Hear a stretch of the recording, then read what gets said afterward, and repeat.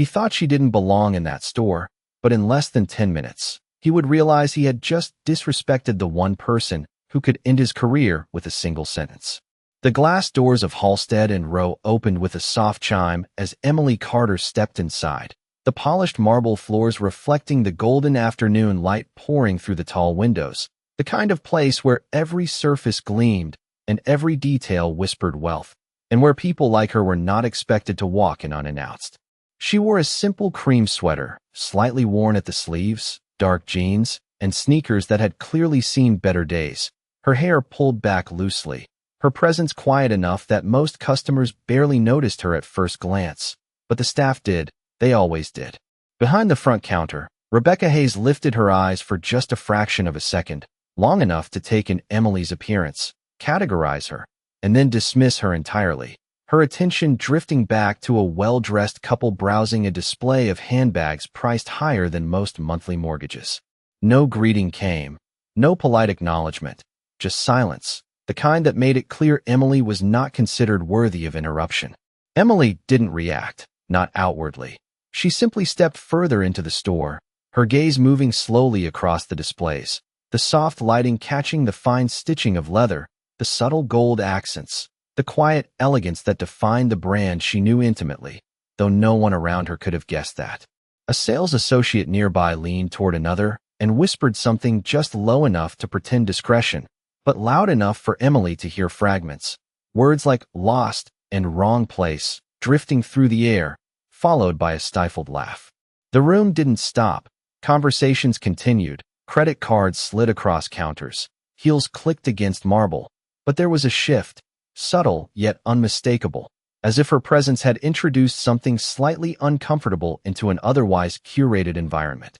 Emily paused briefly near a display table, her fingers hovering just above a handbag without touching it, not out of hesitation, but out of respect, the kind that comes from understanding value beyond price tags. Across the room, Rebecca watched again, this time longer, her lips tightening almost imperceptibly as she exchanged a glance with another employee, a silent agreement forming, one that had nothing to do with service and everything to do with judgment.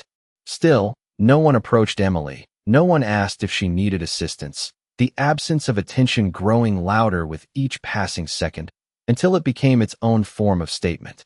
And yet, Emily remained calm, her expression steady, her posture relaxed, as if she had all the time in the world, as if she belonged there just as much as anyone else, even if no one else believed it yet, even if the room had already decided who she was the moment she walked through the door. Emily moved deeper into the store, her steps unhurried, her gaze calm, as if the silence around her did not exist, yet every subtle shift in the room was something she noticed, cataloged, understood. A display near the center caught her attention, a limited edition handbag placed beneath a soft spotlight, its price tag discreet but unmistakable to anyone who knew what they were looking at, just over $12,000, more than enough to make most people hesitate. But Emily's eyes did not linger on the number, only on the craftsmanship, the stitching, the design decisions that spoke of someone who had once obsessed over every detail until it was perfect. She reached out this time, her fingers lightly brushing the edge of the leather, and that was when the voice came, sharp but polished, practiced in the art of sounding polite while delivering exclusion. "Ma'am, that item is part of our premium collection." Rebecca Hayes had crossed the floor without Emily noticing, her heels clicking with deliberate precision, her posture straight, her smile thin and controlled. "We usually reserve handling for confirmed clients." The words hung in the air, carefully chosen, not openly rude, but unmistakably dismissive. Emily turned her head slightly, meeting Rebecca's gaze for the first time, her expression unchanged, her voice soft. "I see." There was no defensiveness, no apology, just acknowledgement, and that seemed to irritate Rebecca more than any argument could have. Behind them, a couple browsing nearby slowed their conversation, their attention drifting toward the exchange, drawn by the subtle tension that had begun to ripple outward. Rebecca clasped her hands in front of her, maintaining her composed demeanor, though her eyes flickered briefly toward Emily's clothes again, as if confirming her earlier judgment. "If you are looking for something more accessible, we do have a selection in the adjacent section," she continued, gesturing vaguely toward the back of the store, the implication clear without being spoken. Emily followed the gesture for a moment, then looked back at the handbag, her fingers now resting calmly at her side. "I am interested in this one," she said simply. The room seemed to shift again, quieter this time, as if people were waiting to see how far this would go. Rebecca let out a soft, almost imperceptible breath, her patience thinning beneath the surface. "This particular piece requires an appointment for purchase," she replied, her tone tightening just enough to reveal the edge beneath. "We prioritize clients with established profiles." A faint murmur passed between two employees near the counter, one of them glancing over with barely concealed amusement. Emily remained still, her posture steady, her eyes never leaving Rebecca's. "And if I would like to establish one?" she asked. It was a simple question, but it landed differently than expected, carrying a quiet confidence that did not match the assumptions being made about her. Rebecca hesitated for the briefest moment, just long enough for the crack to appear, before her expression reset into practiced professionalism. "That process begins with verification," she said, her voice now carrying slightly louder, just enough for others to hear. "Identification, financial credentials, references. We maintain a certain standard here." The emphasis on the last word did not go unnoticed. A few customers exchanged glances, some curious, others already forming conclusions. Emily nodded slowly, as if considering the information, though there was something in her eyes now, something deeper than before, not anger, not embarrassment, but a quiet recognition of a pattern she had seen too many times. "Of course," she said softly. And for a moment, everything paused, the air holding its breath, as if the store itself sensed that something unseen had just shifted beneath the surface, something that had not yet revealed itself, but was already beginning to change everything. Rebecca's smile faded just enough to reveal the impatience beneath, the kind that surfaced when someone refused to quietly accept their place, and for the first time, she did not immediately respond, as if recalibrating how to handle a situation that was not following her expected script. Emily stood there, still composed, her presence no longer easy to dismiss, and that subtle shift unsettled the balance of the room more than any raised voice ever could. One of the sales associates near the counter leaned closer to another, whispering with a hint of amusement that was no longer fully concealed, their eyes flicking toward Emily with growing curiosity, as though they were watching something unfold that did not quite make sense yet. Rebecca straightened her posture, reclaiming her authority with a slight tilt of her chin, her voice now carrying a firmer edge as she stepped closer, reducing the space between them in a way that felt deliberate. "Ma'am, I am trying to be respectful," she said, though the tone suggested otherwise, "but we cannot proceed without proper qualifications. This is not a browsing environment." The words landed more sharply this time, no longer wrapped in soft politeness, and a few nearby customers shifted their weight, their attention fully captured now, conversations fading into a low hum around them. Emily did not move, did not step back, her calm remaining intact in a way that seemed almost out of place against the tightening tension. Instead, she looked at Rebecca with quiet clarity, as if seeing past the uniform, past the authority, to something more human underneath. "I understand your policy," she replied, her voice steady, measured. "I am simply asking to make a purchase." The simplicity of the statement contrasted sharply with the complexity Rebecca was trying to impose, and for a brief second, there was hesitation again, a flicker of uncertainty that passed through Rebecca's expression before it hardened once more.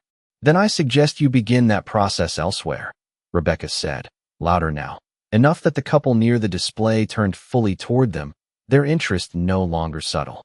"We have standards to maintain, and we cannot make exceptions based on claims."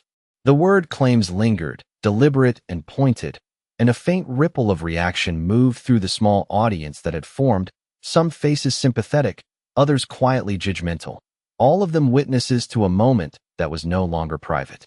Emily's eyes shifted briefly across the room, taking in the people watching, the employees pretending not to stare, the reflections in the polished surfaces that multiplied the scene into something larger than it should have been. Then she returned her attention to Rebecca, her expression unchanged, but something deeper had settled within her now, something resolute. "I have not made any claims," she said softly. Not yet. The words were quiet, almost gentle, but they carried a weight that did not go unnoticed, and for the first time, the confidence in Rebecca's stance faltered just slightly, as if she had stepped onto ground that was not as stable as she believed. The air in the store seemed to still, the usual rhythm of transactions and polite exchanges fading into the background, replaced by a tension that felt almost tangible, like the moment before a shift no one could predict. And yet, Rebecca pressed forward, unwilling to yield, her authority too ingrained to question in front of others. "Then perhaps it is time for you to leave," she said, her voice firm, controlled, final. The words settled into the space between them, clear and undeniable, and for a moment, no one spoke, no one moved. The entire room suspended in a silence that felt heavier than before, as if everyone understood, even without knowing why, that whatever happened next would not unfold the way Rebecca expected. For a brief moment, no one moved, as if the entire store had been placed on pause, the quiet stretching just long enough to make every pair of eyes feel heavier, every breath more noticeable, and Emily stood at the center of it, calm, unmoved, as though being asked to leave was not something new, not something that carried any real weight anymore. She glanced once more at the handbag beneath the soft light, her gaze lingering not on its price or status, but on its design, the curve of the handle, the balance of proportion, the exact shade of leather that had taken months of iteration to perfect, and there was something almost reflective in her expression, as if she was remembering rather than discovering. Rebecca shifted her stance, clearly expecting resistance, perhaps an argument, something she could respond to, something that would justify her tone and reinforce her position, but Emily offered none of that. Only a small nod, the kind that could be mistaken for compliance if one did not look closely enough. "All right," Emily said quietly, her voice even, her posture relaxed, and for a split second, relief flickered across Rebecca's face. Quick and subtle, the satisfaction of control restored. A few of the onlookers began to turn away, their interest fading now that the tension seemed to be dissolving, conversations starting to pick back up in low murmurs, the store slowly returning to its polished rhythm. But Emily did not leave. Instead, she reached into her bag, a simple canvas tote that looked out of place among the luxury surroundings, and pulled out her phone, her movements unhurried, deliberate, as if she had all the time in the world. Rebecca's expression tightened again, confusion replacing certainty, her eyes narrowing slightly as she watched. "Ma'am," she said, a hint of irritation creeping back into her voice. "I believe I was clear." Emily lifted her gaze, meeting Rebecca's eyes once more, and there was something different now, something steady and grounded in a way that did not ask for permission. "You were," she replied, her tone still calm, still polite, but no longer passive. She tapped her screen once, then held the phone loosely at her side, not presenting it, not explaining, just waiting, and that waiting unsettled the space again, subtle but unmistakable. Near the entrance, the glass doors opened with a soft chime, and the shift in air drew a few glances, though most people did not immediately understand why the atmosphere seemed to change once more, like a current moving through the room that had nothing to do with sound or movement, but everything to do with presence. A man in a tailored navy suit stepped inside, his posture composed, his expression neutral, but there was a quiet authority in the way he carried himself, the kind that did not need to announce itself to be felt. One of the associates near the front straightened instinctively, recognizing something without quite placing it, while Rebecca remained focused on Emily, unaware of what had just entered the room behind her. Emily did not turn, did not acknowledge the new arrival, her attention fixed forward, her composure unwavering, as if she already knew what was coming, as if this moment had been waiting to unfold long before anyone else realized it. And then, for the first time since she walked in, there was a subtle shift in her expression, not a smile, not satisfaction, but a quiet certainty, the kind that comes when a truth no one else can see is finally about to reveal itself. And somewhere in that stillness, the balance of the room began to tilt in a way that no one yet understood, but no one would be able to ignore for much longer. The man in the navy suit did not rush, did not announce himself. Yet with each step across the marble floor, the subtle energy of the room shifted further, like a quiet ripple spreading outward, unnoticed at first but impossible to ignore once it reached the edges. One of the junior associates near the entrance straightened immediately, his posture sharpening as recognition flickered across his face, and he lowered his voice as he spoke into his headset, the words too soft to be heard but urgent enough to carry meaning. Emily remained exactly where she stood, her phone now resting loosely in her hand, her attention still forward, her calm no longer passive but deliberate, as if she had simply been waiting for the right moment to arrive on its own. Rebecca, still facing her, exhaled slowly, her patience clearly thinning, unaware that the ground beneath her authority had already begun to shift. "If you do not leave, I will have to involve security," she said, her tone controlled but firm, projecting confidence that had not yet realized it was about to be tested. A few customers nearby exchanged glances again, their curiosity returning, drawn back into the tension that refused to resolve itself. Emily tilted her head slightly, not in defiance, but in quiet consideration, as if weighing something that no one else could see. "That will not be necessary," she said softly.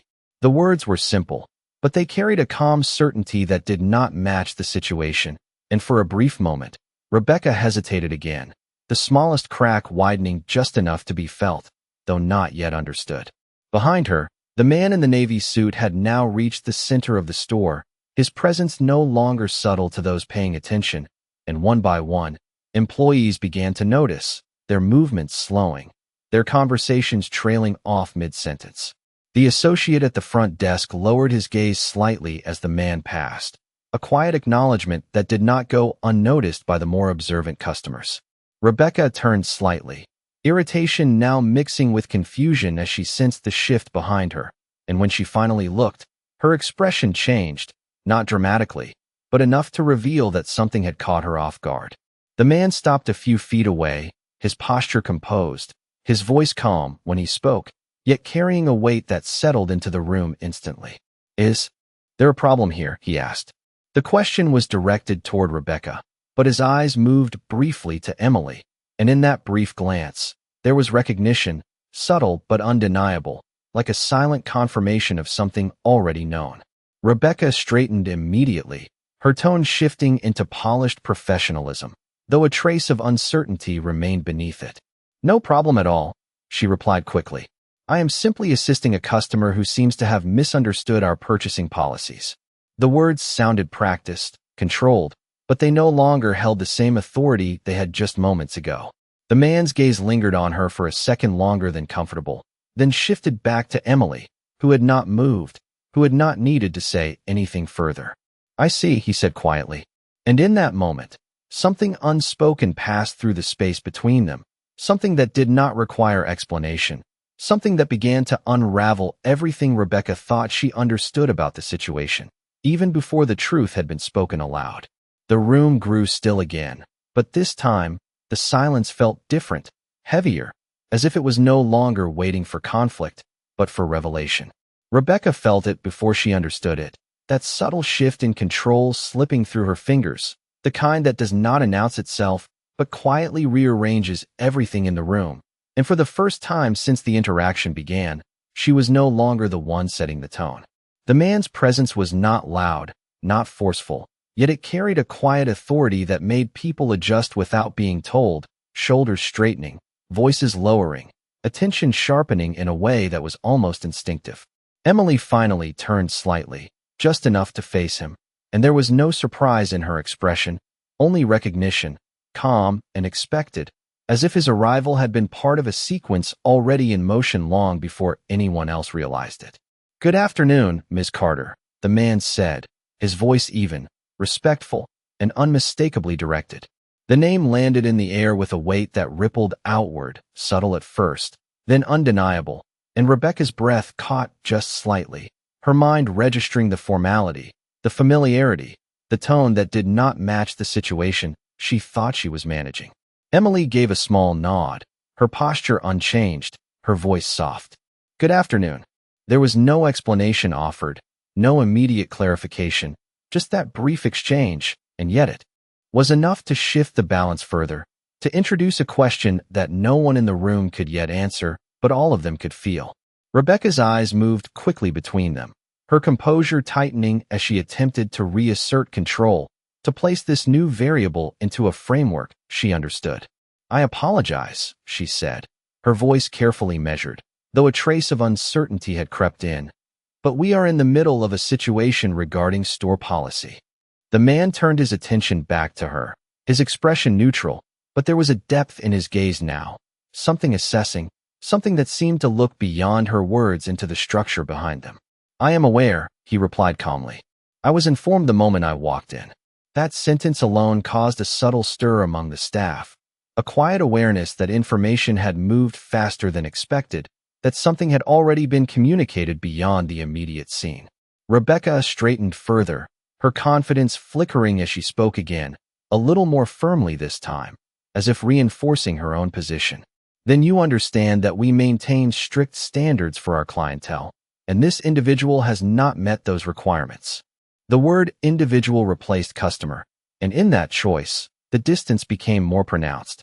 Emily did not react, did not interrupt, her silence now carrying more weight than any defense could have.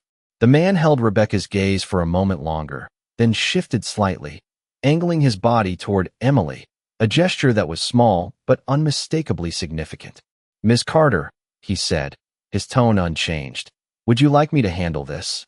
The question was simple, but it reframed everything, placing Emily not as someone being managed, but as someone being deferred to, and that distinction settled into the room like a quiet revelation. A few employees exchanged glances, confusion beginning to replace certainty, while the customers who had been watching now leaned subtly closer, drawn into a moment that was no longer about policy, but about something deeper, something that had not yet been fully revealed.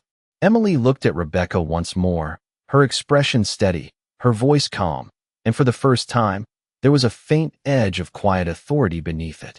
"No," she said gently. "I think it is time I handle it." And in that moment, the silence that followed was not empty, it was charged as if the truth had finally reached the surface and was simply waiting to be spoken aloud. The silence did not break, it deepened, stretching across the polished floor and rising into the high ceilings, as if the entire store was holding its breath, waiting for something that could no longer be delayed. Emily took a small step forward, not dramatic, not rushed, but deliberate, the kind of movement that carried intention without needing to announce it. And as she did, every pair of eyes followed, drawn by a shift that no one could quite explain, but everyone could feel. Rebecca remained still, her posture rigid now, her confidence no longer steady but held together by habit, her mind racing to reconcile what she had just heard with what she believed to be true. "Handle it," she repeated, her voice lower this time, uncertainty threading through the words she could not fully control. Emily did not answer immediately. Instead, she reached into her bag once more, her movements calm, precise, as if she had done this before, as if moments like this were not unfamiliar to her. When she withdrew her hand, she held a slim leather card holder, understated, elegant, the kind of object that did not need logos or embellishment to signal its value. She opened it slowly, revealing a single card, then extended it toward Rebecca without a word. For a second, Rebecca did not move, as if her body hesitated before her mind could catch up. Then she reached out, taking the card between her fingers, her eyes dropping to read what was printed there.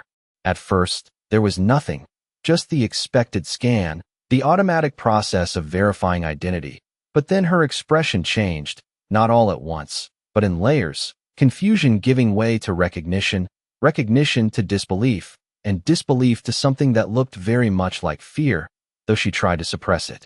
The name was unmistakable, the title beneath it even more so, and the logo, subtle and refined, matched the one etched discreetly into the very fixtures around them, into the branding that defined the store itself. Emily Carter, founder and principal owner, Halstead and Row Holdings. The words did not need to be spoken aloud to be understood, but the effect they carried rippled outward nonetheless, visible in the way Rebecca's grip tightened slightly on the card, in the way her shoulders stiffened, in the way the color drained just enough from her face to betray the realization settling in.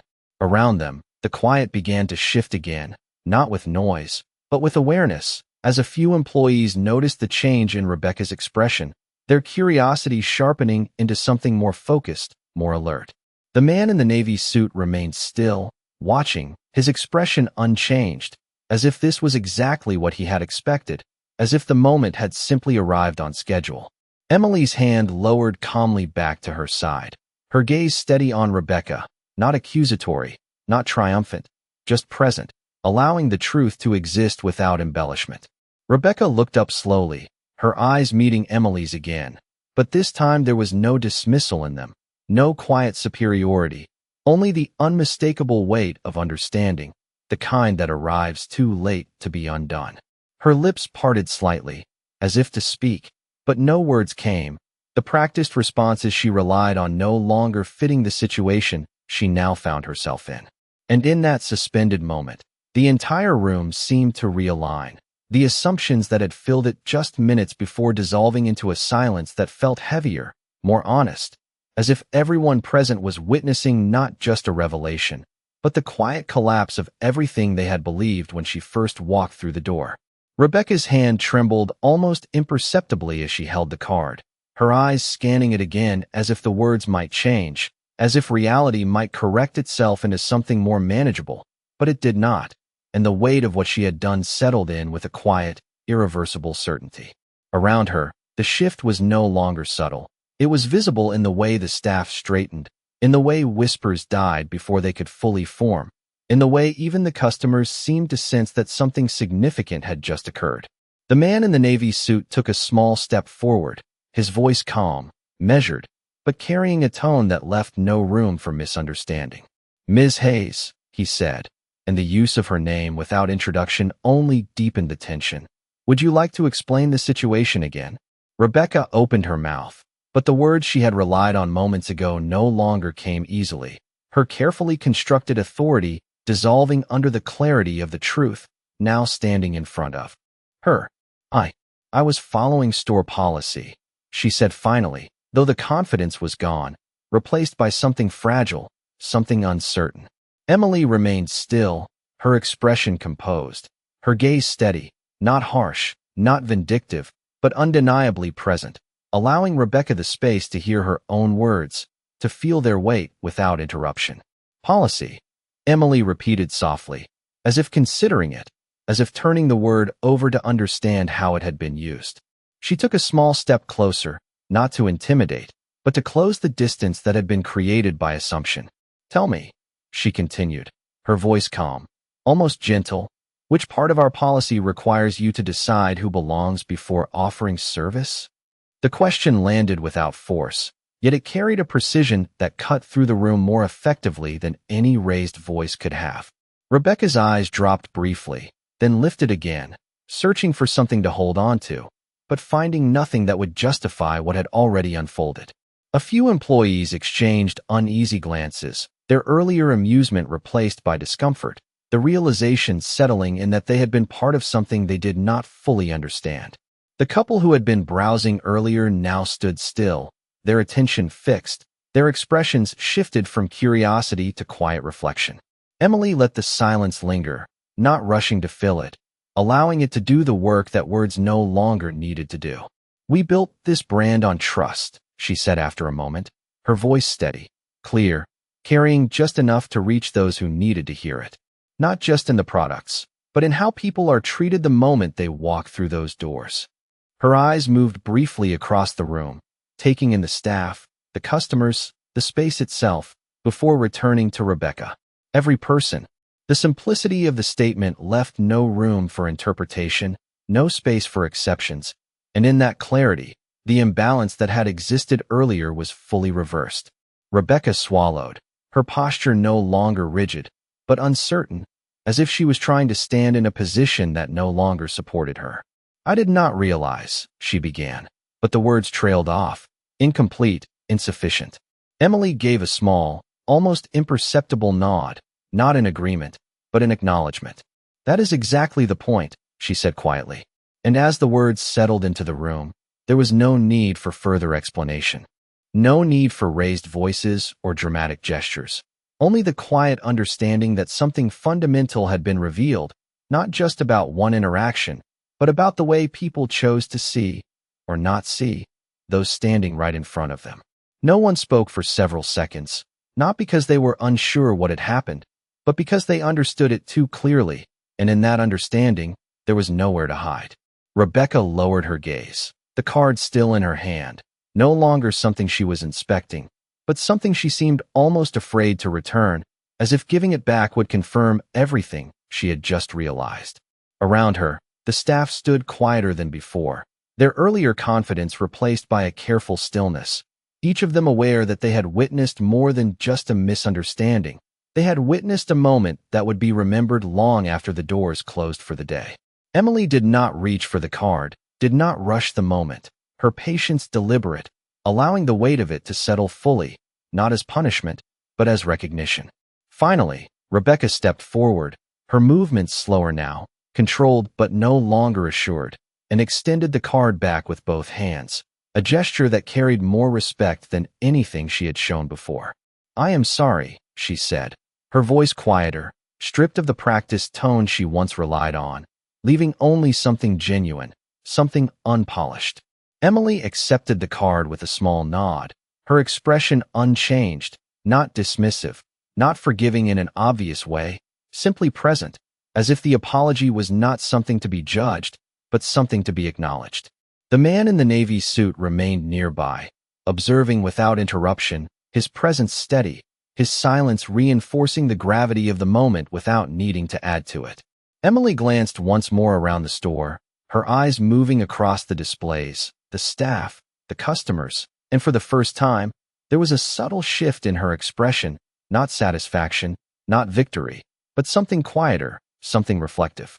"This store was never meant to feel exclusive," she said calmly, her voice carrying just enough to reach those who needed to hear it. "It was meant to feel welcoming, no matter who walks in." The words were simple, but they settled deeply, reshaping the space in a way that no redesign ever could. Rebecca nodded slightly, her posture no longer rigid, but attentive, as if listening in a way she had not before. A few employees lowered their eyes, the realization settling in that what they had overlooked was not policy, but people. Emily turned her attention back to the display, her fingers lightly brushing the handbag once more, this time without interruption, without hesitation, as if restoring something that had been briefly taken away. "I will take this one," she said softly. There was no resistance now, no hesitation, only immediate movement as one of the associates stepped forward, careful, respectful, the energy entirely changed. The transaction itself was quiet, efficient, but it carried a different meaning now, one that extended beyond the purchase itself. As Emily prepared to leave, she paused briefly near the entrance, her hand resting lightly on the door, and for a moment, she looked back, not at Rebecca alone, but at the entire room. There was no need for further words, no final statement, because everything that needed to be understood had already been said. She stepped outside into the late afternoon light, the door closing softly behind her, and inside, the silence remained, not empty, but filled with a quiet awareness that would not fade quickly. And in that stillness, something had changed, not just in how they saw her, but in how they would see the next person who walked through those same doors.